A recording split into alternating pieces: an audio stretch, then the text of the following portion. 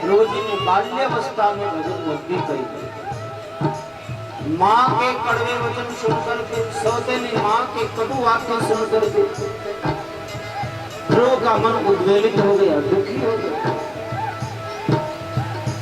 रोते रोते अपनी माँ के पास आया। धन्य है माँ सुनीति, अपने बालक में कुसंस्कार ना पड़े, इनके जीवन में सत संस्कार जगे, इसलिए अपनी सौत के कड़वे वचनों को भी खुद पी गई और बालक को अच्छी शिक्षा दी। मेरे भाई बहन, हर एक माता पिता को इसे शिक्षा लेनी चाहिए। हमारे बच्चों में कोई कड़वाहट के संस्कार ना फैले, उस संस्कार का अंकुर उदय ना हो। इसलिए माता पिता को ये समझना चाहिए कि बच्चों को अच्छी सलाह, अच्छे संस्कार को। सुनीति कहती है, बेटा यद्यपि तेरी सौतेली माँ ने ईर्ष्या के कारण, द्वेष के कारण कड़वे वचन कहे, लेकिन मेरे लाल बात बिल्कुल सत्य कही। यही तो कहा उन्होंने, राजा की गोद में बैठना हो तो जा, परमात्मा की आराधना कर, उनसे मांग कि मेरे कोख से जन्म ले, तब तो राजा की गोद में बैठने का अधिकारी होगा। मेरे लाल, दुनिया में तेरा और मेरा दूर करने वाला मुझे परमात्मा के अलावा दूसरा कोई नजर नहीं आ रहा। जाओ उनकी भक्ति करो। 5 वर्ष का ध्रुव बालक, कोरा कागज जिनका हृदय, माँ की बात लग गई, प्रणाम किया। माँ तो फिर आज्ञा करो, मैं प्रभु भक्ति ही करूंगा। माँ का भी जी भर आया, कहाँ जाएगा, कहाँ रहेगा, क्या खाएगा, हिंसक जीव जंतु मार देंगे। अंदर प्रेरणा हुई श्री हरि की, माँ ध्रुव को जिसने पैदा किया है वो इनकी रक्षा भी करेगा, इसका पालन पोषण भी करेगा। आशीर्वाद दिया। ध्रुव जी माँ की आज्ञा लेकर के चले हरि भजन करने के लिए। मार्ग में देवर्षि नारद का मिलन हुआ और आशीर्वाद प्राप्त हुआ, गुरु मंत्र मिला। मधुवन में यमुना तट पे आके 6 महीने तक भक्ति करी, प्रभु नाम आराधना करी। भगवान प्रसन्न हो गए और अपने भक्त का दर्शन करने के लिए स्वयं श्री हरि गरुड़ारूढ़ होकर के शंख चक्र गदा पद्म अपने दिव्य स्वरूप को लेकर के वहां प्रकट हो गए। ध्रुव जी भगवान का दर्शन करके कृत्य हो गए। परमात्मा के नाम की ये महत्ता 6 ही महीने में एक 5 वर्ष के बालक को अखिल भुवनेश्वरी परमात्मा का दर्शन करने का सौभाग्य प्राप्त हुआ। दूसरा उदाहरण दिया, प्रहलाद, छोटा सा बालक, राम नाम में निष्ठा जगी हुई। परमात्मा सर्वत्र जीव की रक्षा करने वाला। एक छोटी सी घटना श्रीयादेव की देखी। अग्नि में भी बिल्ली के बच्चों को परमात्मा के नाम ने बचा लिया तो प्रहलाद की भक्ति प्रकट हो गई और राम नाम गुणगान गाने लगे। हिरण्यकशिपु जब उनको गुरुकुल में पढ़ने के लिए भेजता है, राक्षसों की विद्या भोग और संग्रह की षंड अमर्क पढ़ा रहे हैं। प्रहलाद ने स्पष्ट कह दिया, गुरुदेव अब ये पढ़ाई हमें नहीं चाहिए, मुझे तो राम नाम की पढ़ाई है। काई पढ़ावे पांड्या आग जाल, मेरी पार्टी में लिख दे श्री गोपाल।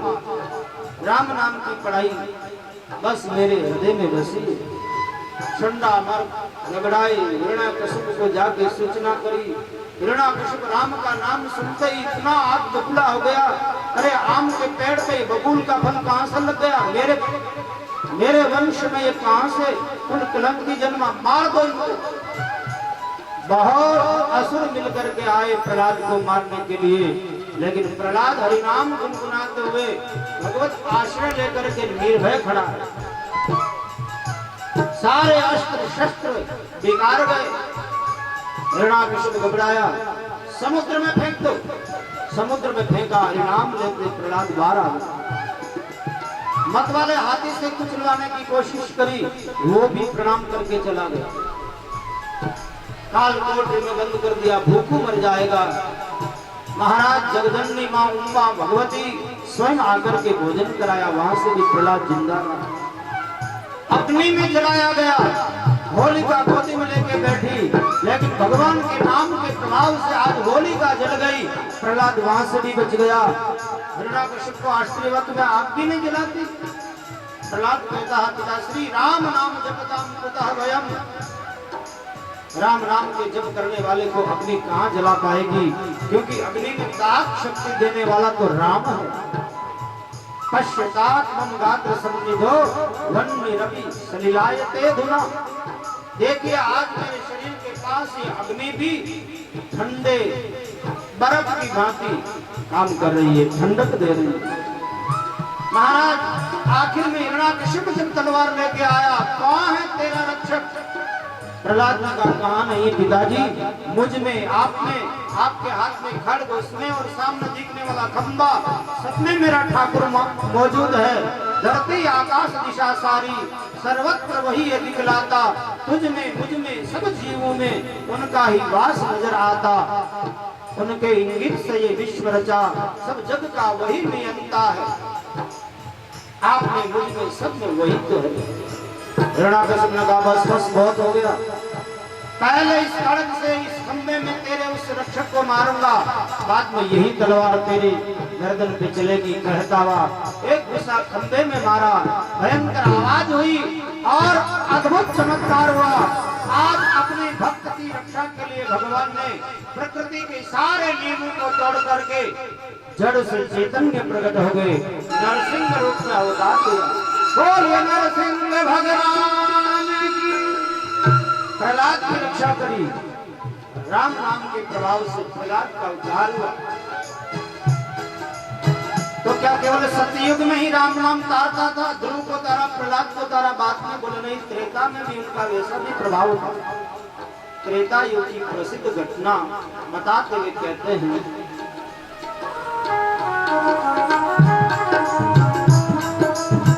नल और नील राम के जाकर, नल और नील राम के जाकर, राम नाम लिख दिया शिला पर, राम नाम लिख दिया शिला पर, पत्थर करके समुंदर यो पर, पत्थर करके समुंदर यो पर, हो गई सेना पार, प्रभु का नाम लिया सब, हो गई सेना पार, प्रभु का नाम लिया सब, हो गए भव से पार, प्रभु का नाम लिया सब, हो गए भव से पार, प्रभु का नाम लिया।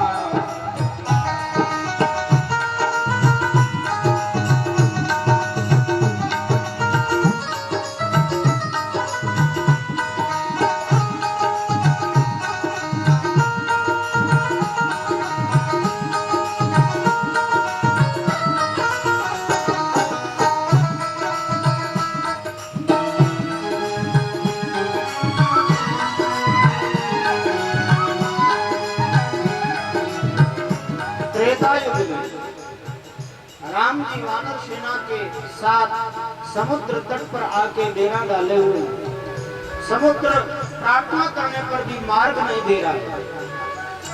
तब ऋषियों की सलाह से महाराज राम जी ने सेतु बंद करने का निर्णय लिया। और वो सेतु बंद किनसे हुआ?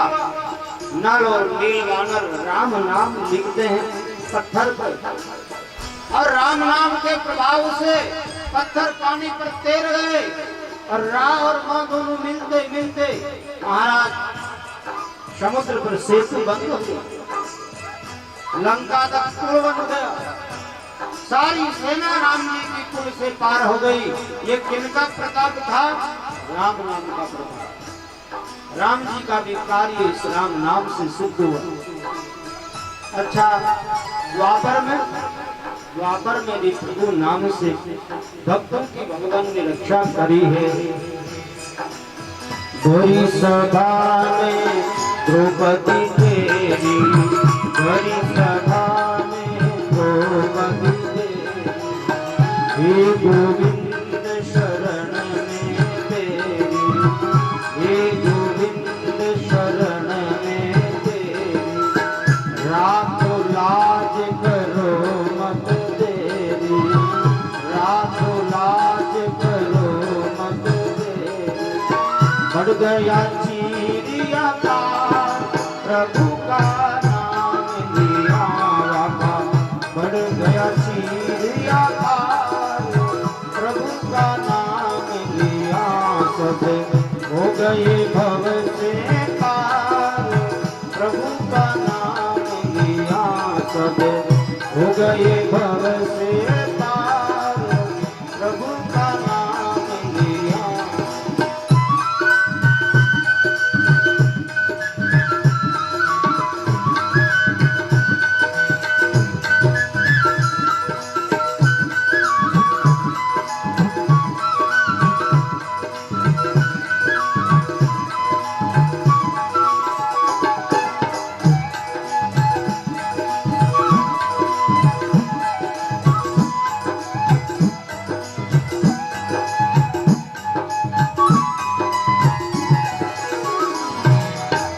द्वापर काल में कौरव और पांडव भाई भाई, दुर्योधन के मन में कपट छाई, पांडवों को मैंने मार्ग से हटा दूं, धर्मराज युधिष्ठिर को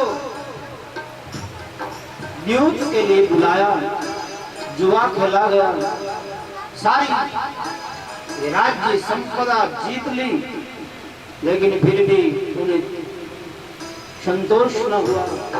खैर दाम लगाया, 12 वर्ष का वनवास, 1 वर्ष का अज्ञातवास दिया गया, वो भी दाम दुर्योधन ने शकुनी के कपट से जीता, फिर भी दुर्योधन को संतोष न हुआ। प्रकार बड़े भैया एक एक दाम और लगाया, अब क्या बची? बोले द्रौपदी, अगर हार गए तो ये दासी हो जाएगी, जीत गए तो तुम्हारी खोई हुई संपत्ति वापस मिल जाएगी। द्रौपदी को दांव पर लगाया, ये गांव भी हारे। अब तो दुर्योधन ने कहा, 5 पतियों के साथ रहने वाली कोई पतिव्रता नहीं होती, सती नहीं होती, दुशासन लाओ उनको, और सभा में नग्न करके मेरी जंगा पे बैठा दिया। 10,000 हाथियों का बल जिनकी भुजाओं में दुशासन आज्ञा पा करके गया, रजस्वला द्रौपदी को बाल पकड़ के घसीटता हुआ महाराज राजमहल से सभा में गया। विलाप कर रही है, देख रही है कोई मेरी मदद के लिए आगे आएंगे। पितामह भीष्म ने देखते ही नजर झुका ली। द्रोणाचार्य, कृपाचार्य, बड़े बड़े शस्त्र शास्त्र के जानने वाले सब कोई मदद करने के लिए तैयार ना हो। महाराज धृतराष्ट्र, जिनकी आंखें वो भी नहीं और भीतर से विवेक की भी आंख पुत्र मोह से फूट चुकी, वो भी कुछ ना बोल पाए। पांडव अगर हाथ में शस्त्र उठा ले तो दुनिया में कोई ताकत नहीं उनके सामने आ सके, लेकिन वो भी पिंजड़े में बंद सिंह की भांति अपने आप को महाराज मुंडी झुका करके असहाय दिखा दिया। अब तो द्रौपदी को लगा इनमें कोई भी मेरी मदद करने वाला ये नहीं दिखता। प्रार्थना करी गोविंद से, गोविंद द्वारिकावासिन कृष्ण गोपी जन प्रिय। हे गोविंद, हे द्वारिकावासी, हे कृष्ण, हे गोपी जन प्रिय, आज कौरव रूपी सागर में तुम्हारी लाडली बहन डूब रही है। आज इज्जत बचाने वाला दुनिया में आपके अलावा मुझे कोई नजर नहीं आता। क्या आपको पता नहीं मैं इतनी दुखी हूं? द्रौपदी की प्रार्थना सुनकर के भगवान वहां प्रकट हो गए। एक नया अवतार हुआ श्री हरि का, वस्त्रावतार। 10,000 भुजाओं, हाथियों की ताकत जिनकी भुजा में, वो दुशासन साड़ी को खींचता रहा, लेकिन द्रौपदी का एक नाखून भी न उगाड़ सका। वो किनकी महिमा थी? प्रभु के नाम की, भगवान के नाम की। द्रौपदी की इज्जत हुई, इज्जत बची, कौरव निस्तेज हुए, साहब के मुंह लटक गए। परमात्मा के नाम से द्रौपदी की लज्जा प्रभु ने रखी। सतयुग त्रेता द्वापर में हरिनाम जीव का कार्य करता रहा तो क्या कलयुग में नहीं करेगा?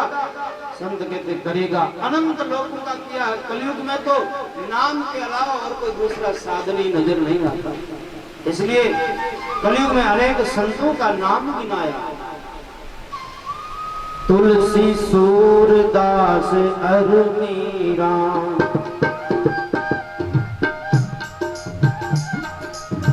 तुलसी सूरदास अरु मीरा, तुलसी सूरदास अरु मीरा, नामदेव रे दास कबीरा, रामदेव रे दास कबीरा।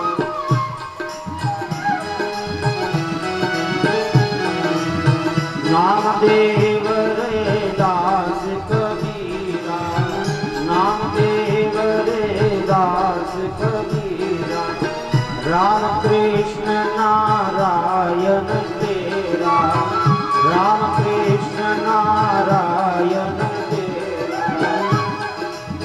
खुल गए मुक्ति द्वार प्रभु का नाम लिया वाके, खुल गए मुक्ति द्वार प्रभु का नाम लिया, सब हो गए भव से पार प्रभु का नाम लिया, सब हो गए भव से पार प्रभु का नाम लिया, सब हो गए भव से पार प्रभु का नाम लिया। कलयुग में अनेक संत इस नाम का आश्रय लेकर के तर गए। तुलसी, सूरदास अरु मीरा, नामदेव रेदास कबीरा, राम कृष्ण नारायण तेरा। तुलसीदास क्या किया उन्होंने? परमात्मा के नाम का आश्रय लिया। गोस्वामी जी तो अपने जीवन में अपना अनुभव लोगों के सामने शेयर करते हुए कहते हैं, भैया मेरे तो जो कुछ प्राप्त हुआ है वो राम नाम से प्राप्त हुआ है, इसलिए मुझे तो राम नाम पर ही भरोसा है। दूसरों को जिस पे भरोसा करो, भरोसो जाहि दूसरो सो करो, मेरे तो राम को नाम कल्प करो, कलि कल्याण करो। मेरे लिए तो राम नाम ही कल्प का वृक्ष है, कल्प वृक्ष। मेरी संपूर्ण मनोकामना राम नाम से पूर्ण हुई। कर्म उपासन ज्ञान वेद तक सो सब भांति खरो। तो महाराज शास्त्रों ने जो कर्म मार्ग बताया, उपासना मार्ग बताया, ज्ञान मार्ग बताया, वो गलत है। गोस्वामी जी ने कहा मैं ये नहीं कह रहा, सब अच्छा होगा।